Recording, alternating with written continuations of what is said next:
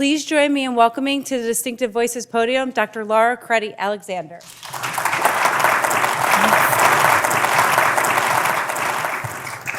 Thanks for having me. Hopefully you guys will all learn something about vaping tonight. I try and cover some really interesting stuff, so hang in there with me. I did want to mention we are running a UCSD inhalant survey, so we distribute this sort of globally as we're trying to get more information about what inhalants different age groups use and what their effects are on sleep in particular and other health effects. And I'll tell you what we've learned so far later in the presentation. I don't have any conflicts of interest, which is my way of saying I haven't accepted any money from tobacco or e-cigarette companies. But I have accepted money from the NIH to do some work, so that's good. Whenever I talk about e-cigarettes, I really have to start with tobacco. So back in the beginning, there was tobacco. I spent 10 years in Durham, North Carolina at Duke. So I remember the smell of tobacco leaves curing in the fall, that really sweet smell. And so, Washington Duke played a major role in this whole situation that we're facing. But all of us sort of know already that conventional tobacco, cigarettes in particular, have killed many, many people. So costs us $289 billion in healthcare costs per year. It kills half of its users. It's responsible for 30% of cancer deaths. We can go on and on and on about all the bad things we know about tobacco smoke. But we're still learning. So interestingly, just in the last couple of decades, we found out that somebody who smokes and then has grandchildren, you can tell by the grandchildren's DNA that their grandmother smoked, like 80 years ago. So we're finding that, these changes that originally we just felt were, happening in that person's body and it was really just gonna affect them, have these amazing downstream effects on our children and grandchildren. This is one of my favorite cartoons about the real reason why dinosaurs became extinct. Gary Larson is awesome. But then, how did this begin? So, we know that nicotine activates the dopamine reward pathway and gives you a high. But how was this used back in the beginning? So the Mayans used this for religious ceremonies, special ceremonies in the 7th to 9th centuries. Tobacco was brought to Spain in the 1500s, and people started smoking it more regularly there, not just at special events. The Pope was actually the first person to ban smoking in public places, so go Pope. And then matches were invented in 1852, and this really changed the game then. You didn't have to be next to an open flame like in your kitchen or by a campfire. You could be walking down the street, you could be up on a horse, so people were able to smoke more throughout the day when matches were invented. But then Washington Duke hired the man who created the machine, which changed cigarette production immensely. So it went from producing, a few hundred per day to thousands and thousands of cigarettes per day.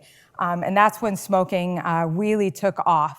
So at the turn of the century, as a physician who diagnoses lung cancer multiple times a week, it's just fascinating to me that it was so rare in 1900 that an attending would wake up their trainee in the middle of the night to be like, come see this lung cancer case, you're never gonna see this again. So here we are 120 years later in a very different situation. How long did it take before epidemiologists were able to identify the adverse health effects that were happening? So, 1880, we crank up the tobacco use, and then it took about 50 years before a signal was detected by epidemiologists in Germany. And then Dr. Pearl at Johns Hopkins sort of solidified that and published on that. And then in 1952, when about 50% of the population was smoking cigarettes, the first article to decrease cigarettes consumption came out in Reader's Digest. And it was Cancer by the Carton was the title. And that was the first time ever in 70 years that we saw cigarette sales fall. And this is just a diagram of that. So cigarette smoking is bad. Causes cancer, causes all kinds of injury to many cells, a lot by direct cytotoxicity, altering the DNA, altering cell replication, and driving carcinogenesis. So then along comes the e-cigarette. So this was invented, the e-cigarette was invented in 2003 by a Chinese pharmacist who had just lost his father to a smoking-related illness. And he knew his dad had tried to quit forever and just was never able to quit. And so he wanted to create a device to help people quit smoking. So that's where the modern e-cigarette came from. And you can see back over here in 2007, the far left e-cigarette, when it entered the United States, went on the international market in 2007, it was called a cig-alike because it looked exactly like a cigarette. It was designed to truly replace a cigarette. But then rapidly over time, it sort of developed into its own entity. People didn't want these vaping devices to look like cigarettes. So we came into the era of the vape pen, which is the purple device. And this is most similar to the marijuana vapes that are being used currently. The middle one, the big box, that's called a mod. And that's for the production of like huge amounts of clouds, very popular with the e-cigarette vapors who like to design their own e-liquids. And then on the far right, you get into the more sleek and appealing devices for the youth. So these are all pod devices. So the Juul, the Sarin, these are the ones that are highly popular among middle schoolers, high schoolers, college-age kids. But they have things in common. So all of these devices have core components. And so this diagram, even though it doesn't look like all of them, this is just showing you what they each have. So for example, on this far right-hand side, there's a battery. So often it's a lithium-ion rechargeable battery. And then in the middle portion here is a tank or cartridge or pod. So this is the compartment that holds the liquid. It's often called e-liquid, just so that you know it's associated with a vaping device or an e-cigarette. There's nothing electronic about it. It's a liquid. And it gets heated by this wire, this metal wire that's in there, a coil. And then when you activate the device, the battery heats the coil, which heats the liquid, and pulls it through an atomizer to create an aerosol.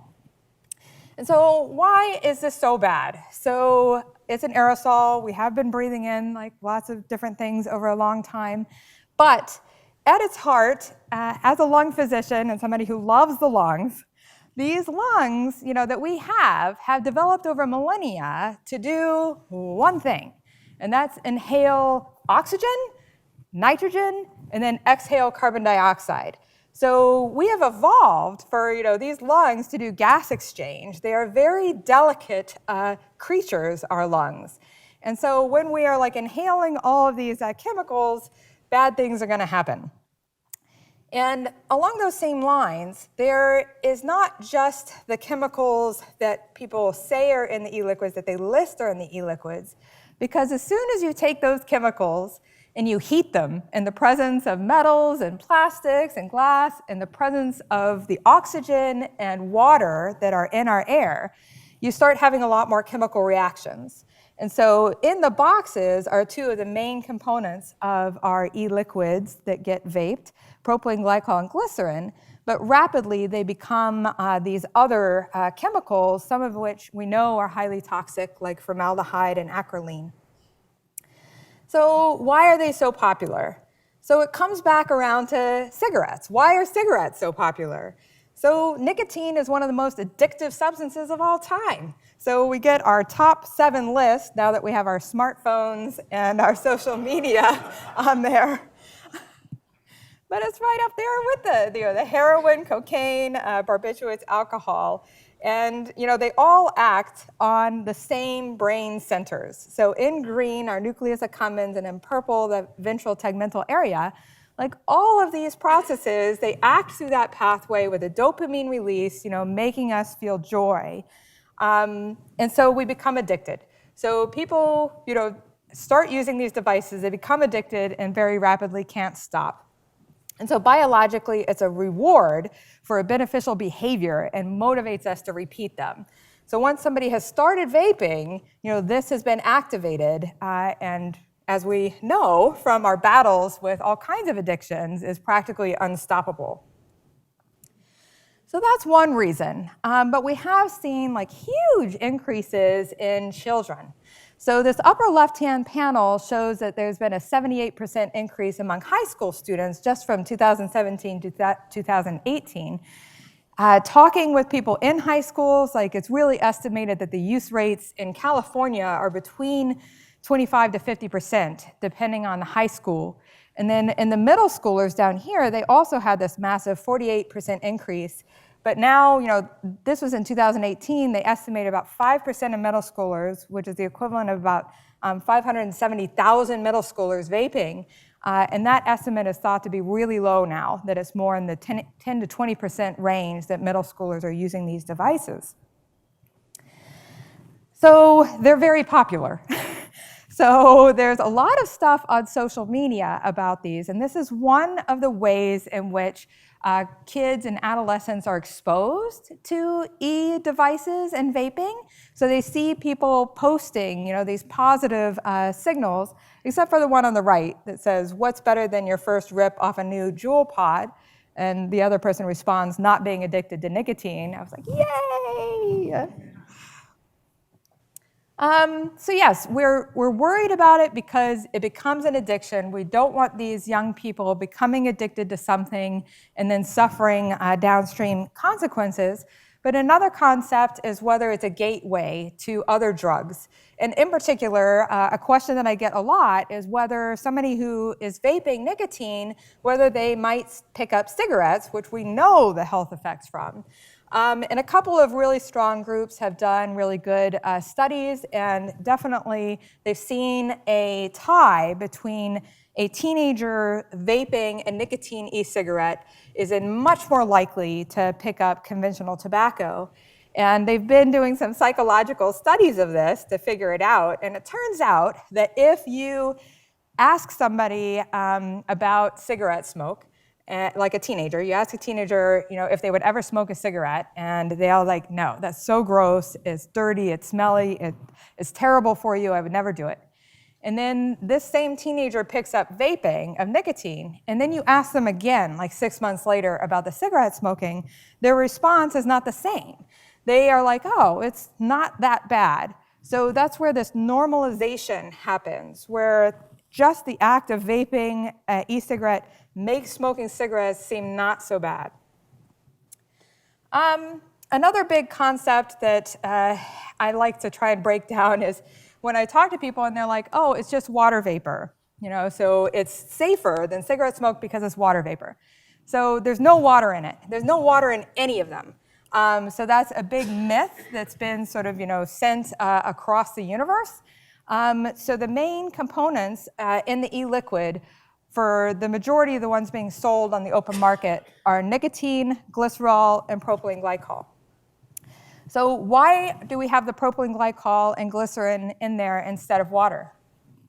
So nicotine is hugely insoluble in water. It's very difficult to get it into solution. So working with it in the lab, putting it into propylene glycol, it dissolves like nobody's business. You can get it to really high concentrations because propylene glycol is a fantastic solvent. It's also a form of antifreeze.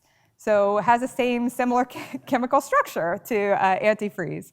And you'll see that glycerol is added to give it a better cloud effect. So people will change the amount of glycerol if they want a bigger appearing cloud or a less conspicuous cloud.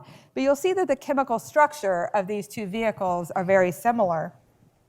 And of course, now we're in the era that people know that these solvents are powerful, and so that you can inhale lots of different chemicals this way, because it's a drug delivery device. So now we're in the era where people are adding caffeine to the vapes. So you could pick up your caffeine vape if you don't want to get brown teeth or you don't want to carry around a liquid. You can vape your caffeine instead, or you could vape THC. So tetrahydrocannabinol, which is one of the active agents in marijuana. And so the vaping of THC is hugely prevalent right now. But unfortunately, we don't have the epidemiologic data to know the exact numbers. So another reason that these are so appealing, not only to young people, but also to adults, are the flavors that they come in. So we have the chocolate, we have banana, we have cherry, and then we have these commons like, I swear my only intake of fruit nowadays is mango jewel pods. And I just really like the one on the lower right, which is unicorn milk. So I don't know what that tastes like, but somebody thinks they do. And then, this is a business. So these e-cigarette device makers and liquid makers, they want everybody to use them. And so you'll also come across, things like this posted on YouTube. So grandma's vaping for the first time.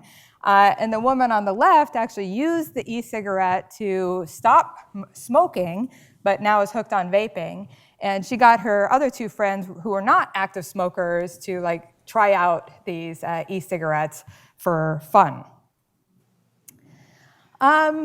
So what do we know definitely can happen with the vaping of e-cigarettes? So one thing is popcorn lung. So diacetyl is a chemical that makes beautiful flavors of chocolate and banana. It has a real buttery flavor, which is why it's actually used to flavor microwave popcorn.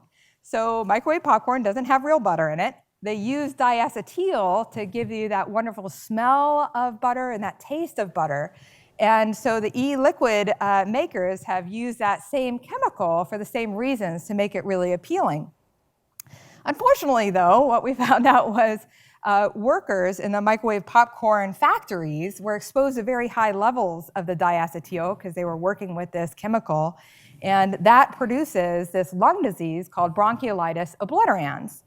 And it was nicknamed popcorn lung because it was associated with the microwave popcorn workers. And so now we're in a situation where we have a chemical that we know causes a devastating lung disease, and it is intentionally being added to hundreds and hundreds of e-liquids across the board. So we know people are vaping this, and so this disease is happening because you're vaping this chemical.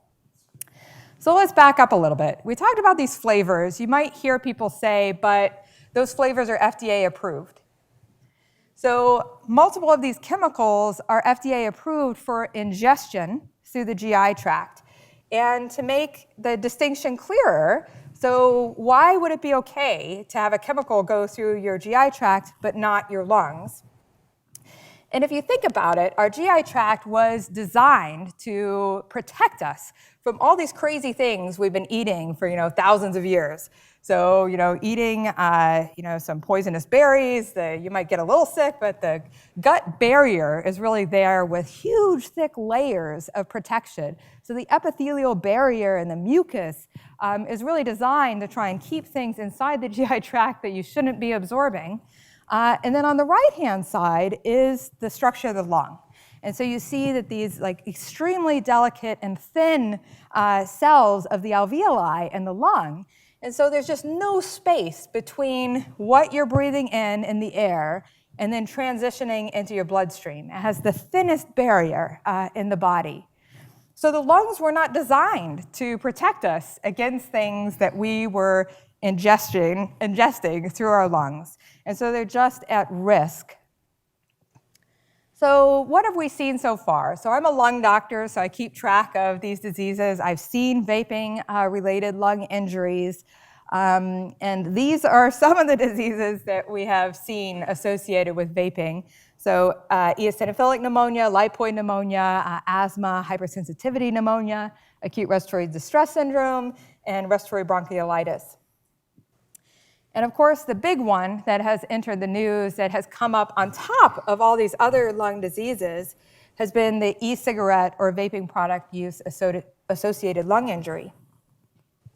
So I'm going to call it EVALI because this is a mouthful. So I encourage you all to call this disease EVALI. So this disease came up in the summer of last year. So basically, we've known about this disease entity for a grand total of about 8 months. And very rapidly, it spread across the entire country and has been identified in other countries. So all 50 states have cases of EVALI. And you see in California, we're the second most popular sort of state outside of Texas and Illinois. So these greens are the darkest, those have the heaviest burden of cases, and then the sort of aqua, turquoise of the California state. So who has been affected by this disease? So the median age has been 22, so anybody from the age of 13 to 71 has been affected. 79% of people are under the age of 35. So this is a disease of the young. 66% were male, and 82% were found to have used THC, vaped THC. And so this is really tied to this disease entity specifically. We actually have an EVALI survivor here with us, Janan, who could take questions a little bit later. Yay! So yeah, he's 19. He was a THC vapor, not anymore. But this picture could have been of him because he was the sickest person in San Diego County just in December, but now he looks a lot better. Yay! So in terms of symptoms, like people who developed this disease, it's actually, some of them presented within days, and some people had symptoms for weeks before they came into the hospital. Respiratory symptoms were really the primary, so shortness of breath, cough, chest pain. But surprisingly, GI tract symptoms were found in 77%. So this was a huge clue that was able to separate this disease entity out from some of the other lung diseases. So abdominal pain, nausea, vomiting, diarrhea were highly prevalent in this disease. And then systemic inflammation was found. So this isn't a disease just of the lungs. It's not a disease just of the GI tract. It affects the entire body. So fatigue, fever, weight loss was seen as 85%. So what have we been doing as clinicians? Well, we just try and help people and give them supportive care. So that's been the #1 policy. And then we treat them as if they have a steroid responsive process, and it seems like that is probably helpful. So steroids, that's why that's the biggest letters on the far left. So the consensus across experts is to treat people with steroids, and it does seem that it helps the disease melt away, and thus it's a disease of inflammation, so hyperactivation of our immune system. But a lot of people also need oxygen. We often have to send people home still with oxygen. And then everything else is really just making sure that we're not missing something else that might kill them, like a bacterial pneumonia, a viral pneumonia. The other big thing that we're doing as clinicians is that we're advising people to stop vaping. But any part of that is really trying to tie people into a cessation program. So we have our nicotine cessation programs, our smoking cessation programs. So there's a huge push to try and rapidly develop these vaping cessation programs. We're not as worried about adults because we have studied the psychology and the behavioral aspects of adults. We kind of understand how to help them through addiction. But we have very little to offer middle schoolers and teenagers because we haven't seen this massive of an addiction before now. What about outcomes? So how are these patients doing? So some patients, if they have a chest CT like on the left, all this extra white stuff in the lungs is the inflammation and damage going on. So some people, we see that completely disappear, so that CT scan of the right with this beautiful black lungs showing that there's lots of air in there and not extra cells causing damage. For me, it's been very interesting because I entered the e-cigarette research field in 2013. So I've been working in this field trying to identify what the health effects might be for about 6-7 years now.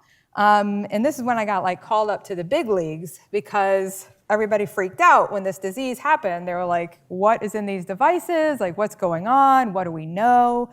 So it's been very interesting and rewarding to work with the National Institutes of Health and work with the World Health Organization to try and help them understand what do we know this far, what might be drivers of this disease, and help define policies to put in place. And then societies like the American Thoracic Society, the California Thoracic Society, and the American Lung Association, I've helped them word statements on, stances, pro, con, against e-cigarettes, flavors, nicotine concentrations, THC, all this stuff. So I'm not really a policy person. I work with mice, I work with human subjects, but it's been like a whole new world to try and use that knowledge to guide policy across the nation and internationally. So what do we think is actually causing the EVALI epidemic? So vitamin E has been tied to this disease. It was found in the airways of 48 of 51 vapors who developed this disease. So if you remember when I showed you the chemical structure of the propylene glycol and the glycerin, these are really small molecules. And then you look at this bad boy. This is a massive molecule that now we're inhaling into our lungs through the e-cigarette vapor. And so that might be part of it, is that this molecule is huge and it's hard for our lungs to clear it. So once it's inhaled and it touches down on the epithelial surface, how do our lungs get rid of this? They weren't ever designed to get rid of large substances like this.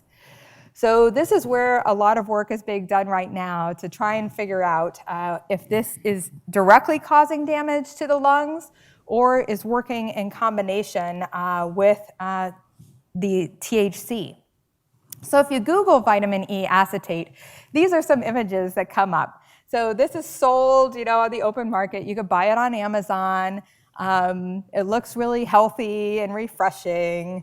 And then in the upper right-hand corner is one that's specifically sold to be mixed with THC, CBD oils. So it says Clear Cut is a CBD stabilizer. And it specifically describes it as extra thick, colorless material. So one of the reasons that we think this whole thing got started is that a dealer has this really thick THC, so marijuana substance, and if they can cut it with something that's not THC, then they can sell more of it. So instead of selling the 100% THC, if they can cut it with 50% vitamin E, but it has the same consistency, then they can sell twice as much. So this is one hypothesis about why this vitamin E has been added to so many THC e-liquids, and that we hadn't ever seen it being added to other e-liquids before this. Another interesting thing that's coming out is that it might be a combination factor. So when chemists have taken a look at THC and vitamin E, they actually fuse together to form a complex. So this big thing becomes even bigger in the setting of THC, which might be why those two are linked in this disease process. What about other things going on? So EVALI tends to be a big grab bag. So when they defined this disease last year, they wanted to make sure that they captured all of the cases that were coming out. And so they made a very broad definition. They said if you vaped within 90 days of presentation, then we could call it EVALI. If they have bilateral, meaning both lungs involved, then it's EVALI. And then the final part of the definition was that you couldn't call it a disease due to bacteria or viruses, any other cause. So really it's just you have to have vaped within 90 days and have lung involvement on both sides.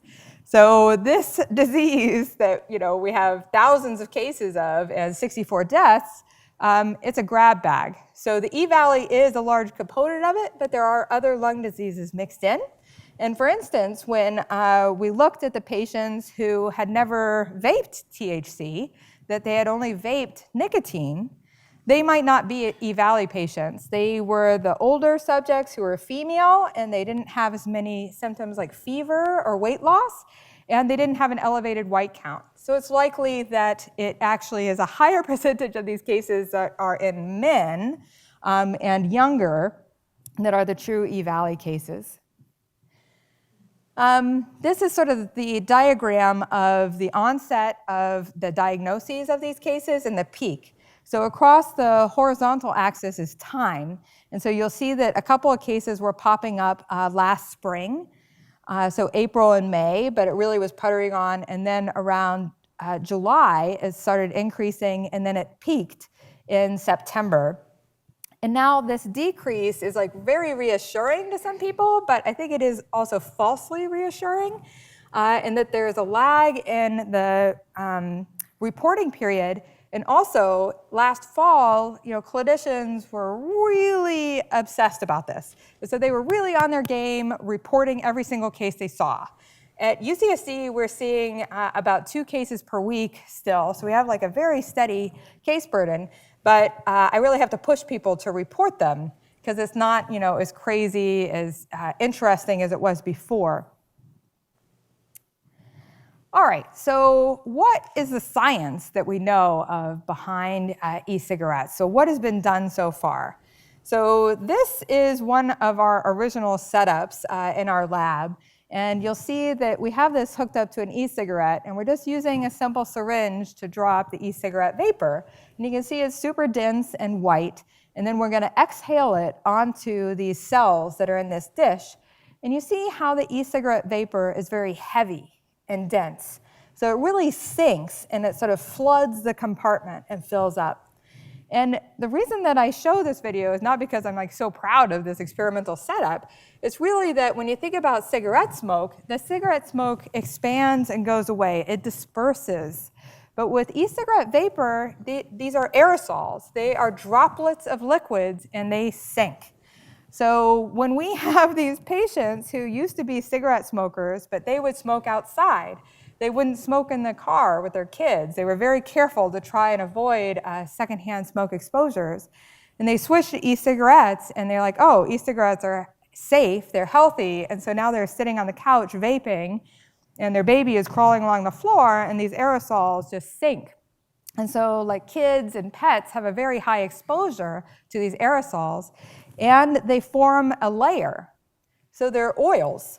So they lay down on the surface, and when a baby crawls across, it goes across transdermally because these solvents are fantastic at helping the chemicals get into the body.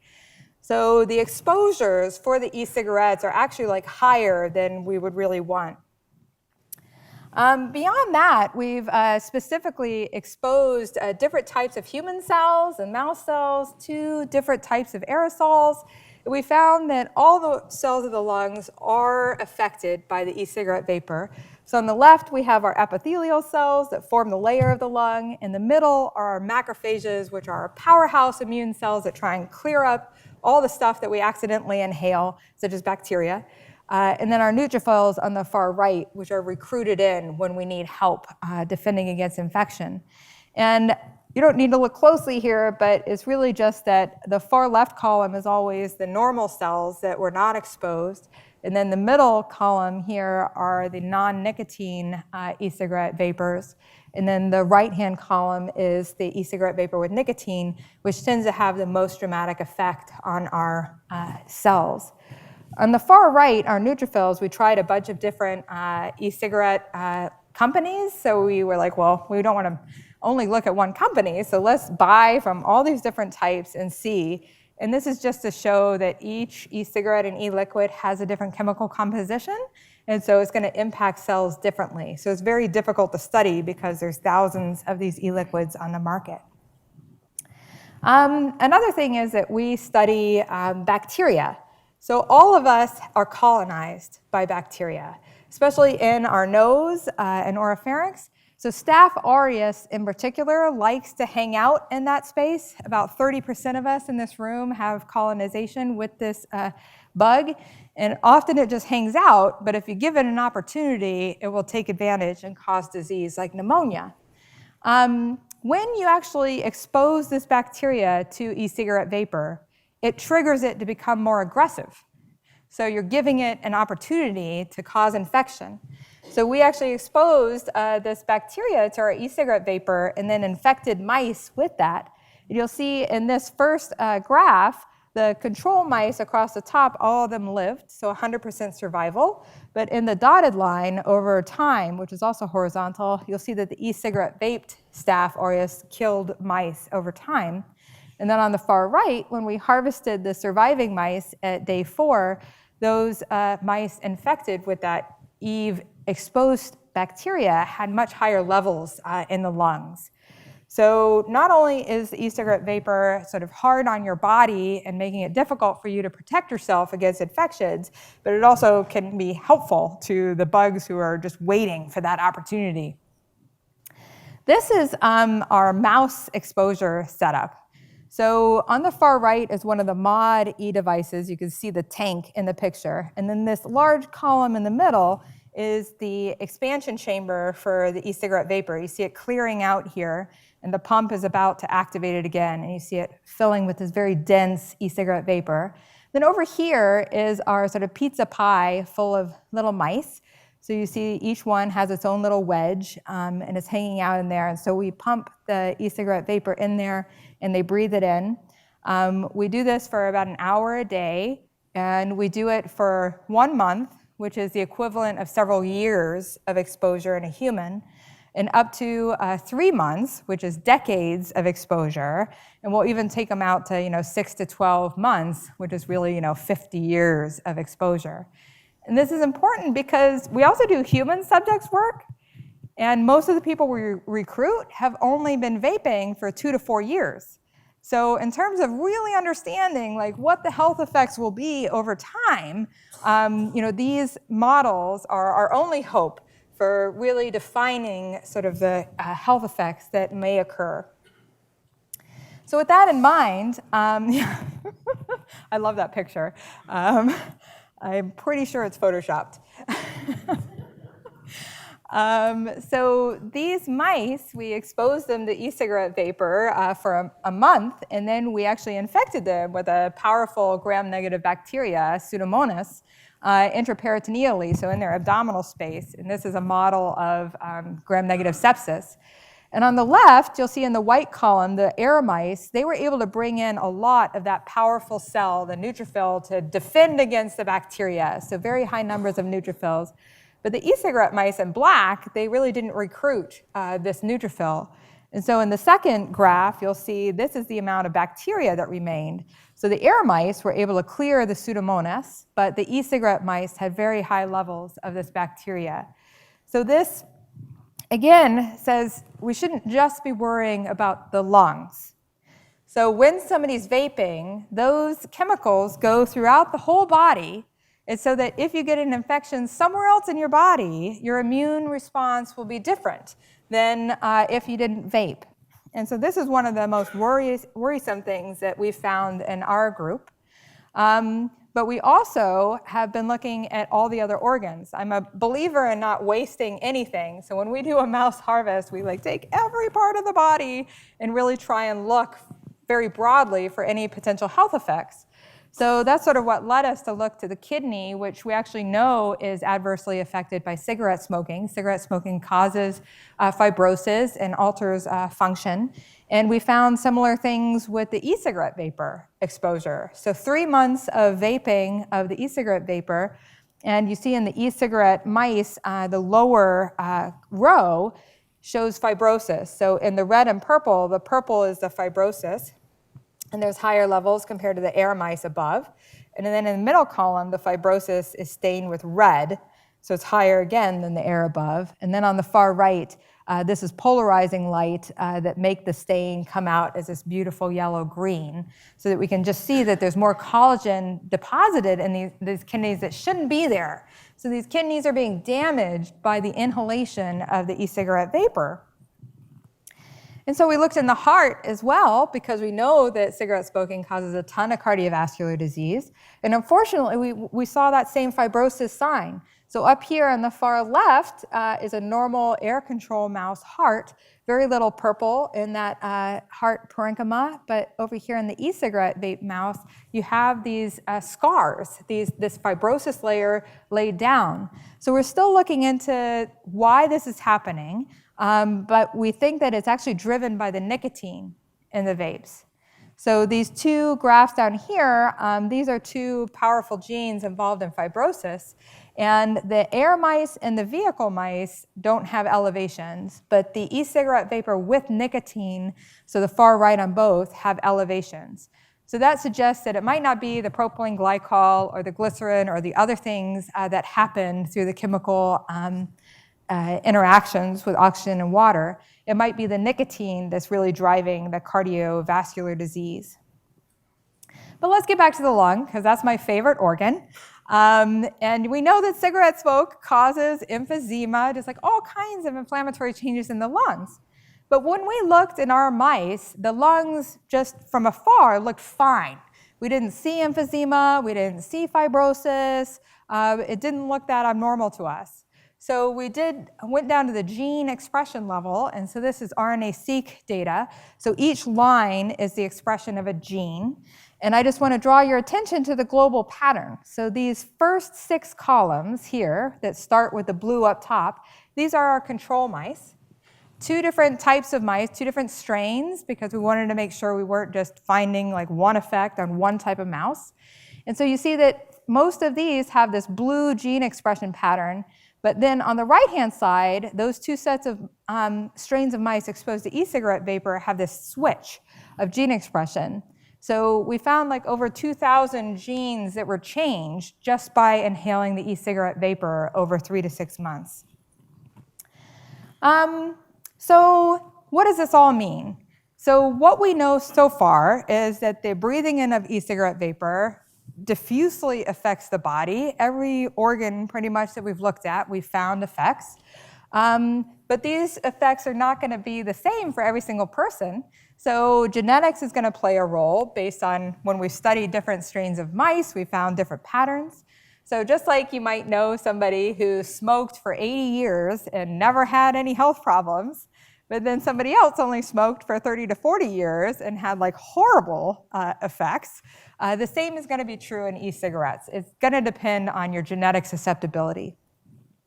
It's also going to depend on the e-cigarette device. And this is really difficult work because there's so many devices. It's very hard to test all of them. None of them require safety testing before they go on the market. So that makes it even better. And then the e-liquid components, there's just thousands of different chemicals being added to these e-liquids.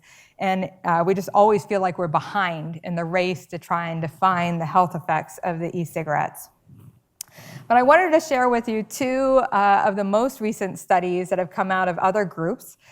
So this group is run by Dr. Farah Karaman at Baylor, and she exposed her mice to a similar profile as us. So this upper panel are air mice. The second row are the e-cigarette vape mice without nicotine, so the vehicles, and the bottom row are the e-cigarette vape mice with nicotine. And what they looked at in that first column is just normal lungs. So they exposed them for a month and then checked the lungs. And just like us, they didn't really see many differences.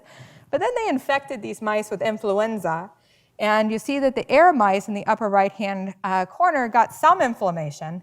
But the 2 mice groups of mice that had been vaped with or without nicotine had these massive over-inflammatory responses. So their lungs just filled up with the immune cells. And that's what's shown in this graphical representation as well. So that was pretty frightening, especially as we were going into influenza season. And we have about 11% of the adult population vapes. And so we were worried that we were going to see a much bigger signal of vaping-associated infections. This is the most powerful study to try and answer the question, do e-cigarettes cause cancer? So this group actually exposed their mice for a year to e-cigarette aerosols. And what they found was their air mice had an incidence of lung adenocarcinoma in 5.6% of the mice. However, the e-cigarette vaped mice with nicotine had an incidence of 22%. So that is like really dramatic, and it's one of the most powerful signals that we've seen so far. We have done some testing in a dish with human cells and seen that there's carcinogenic effects of the e-cigarette vapor, but this is much more physiologic and does suggest that a lot of the carcinogenic effects might actually be driven by the nicotine. And so that's the core ingredient in these e-liquids. It's going to be hard to shut that down. Final piece of data is this is the data that we've been getting through that survey, that the link I shared with you on the second slide. So we ran a pilot version of that survey last year. This map is just fun for me to look at because we launched in San Diego, and then it went across the country, but also jumped around to the Middle East and Europe and even Australia. So it was fun to see how far it went. And just to summarize the data, what we found was that nicotine, because it's an activator, it's really been associated with decreasing sleep quality in cigarette smokers. And we know that e-cigarette vapors use like a higher concentration of nicotine, and they tend to vape right before they go to bed, and they like lay it down on their nightstand. And they often, it's the first thing they reach for in the morning. So we felt like if nicotine is the main driver of disrupting sleep for cigarette smokers, that we might see the exact same signal in vapors. But what we really found was that this was only true in women. So what we saw down here in this graph in the lower left-hand corner is that our women in blue, our non-smokers, it takes them 24, 25 minutes to fall asleep at night, and that's called sleep latency. And then if they are dual users, so they vape and they smoke conventional cigarettes, it took them about 49 minutes to fall asleep at night, which just sounds like torture to me, to lay there not being able to fall asleep for 49 minutes. And that this really was a signal where we saw it increase from non-smokers to e-cigarette users, but it was higher in conventional smokers, but it was the highest in our dual users. So we relaunched this questionnaire to try and get over 1,000 people to take it so that we could try and see if this signal remains true.